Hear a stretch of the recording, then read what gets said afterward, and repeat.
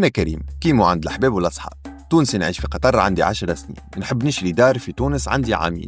أما ملا عملة عملتها في روحي، دخلت على الانترنت، فركست، تفرجت، قلبت، كلمت، تعبت، رقدت وقمت وربلت. كل مرة نفس الحكاية، أسواق ما تفهم منها شيء، تصاور ما يظهروا شيء، هذا إذا كان موجودين أصلا، وحاسس اللي الديار قاعدة تفلت عليا وأنا مازلت متردد، والوقت يجري وفلوسي اللي حطيتهم عامين التالي ما عاد يجيبوا لي شيء. لي مرة صاحبي مراد حكى لي على بيج داتيس وقال لي راهم يخدموا بالداتا، فرحت على الآخر خاطر أنا بدي نخدم بالداتا. أنا الحق من الأول مشي في بالي أجونس إيموبيليير كيف الآخرين الكل. دخلت على السيت بتاعهم نلقى موتور دو ريشيرش بلوشي فيه الديار اللي في تونس الكل، يلوج لك في طيارة، مبوب، تونيزي أنونس، حتى من الفيسبوك. من الاخر يجيبها شليله ومليله. لوجت، ماركيت، نظمت، تهيرت برشا الحكايه هك. اما باقي مشكلتي ما تحلتش، لي زوفر برشا في السوق، ما عرفتش البلايص الباهين اللي يلزمني نفركس فيهم. اسواق السوق مش واضحه، لا عرفت بقداش نشري، لا عرفت بقداش التكرير. زيد اشتر النوامر ما جاوبوش، واشتر الاخر ما عندوش واتساب. وفوق هذا الكل ما عنديش شكون في تونس نجم نعمل عليه يعمل لي الفيزيت. اي خديت رونديفو غراتوي مع كونسيي بيج داتيس، فرغت لهم قلبي، نلقاهم ديجا عندهم الحل في باك داكومبانيومون سور ميزور يحل لي مشاكلي الكل. بدينا بريونيون على الزوم، فهمت فيها اسواق السوق والبلايص الباهين والبروسيس بتاع الشراء، وخاصه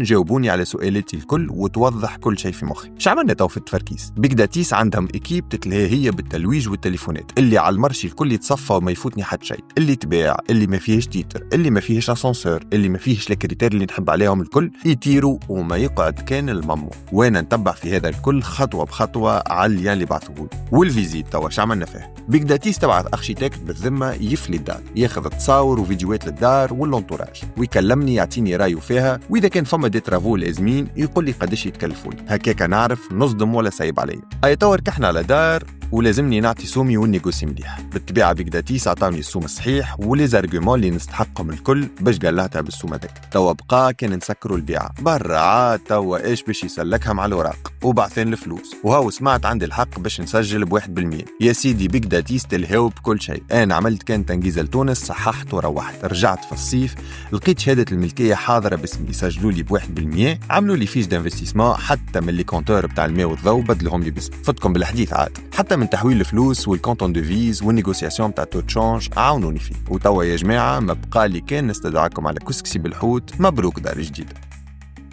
ومع بيج داتيس تشري دارك وراحت بالك.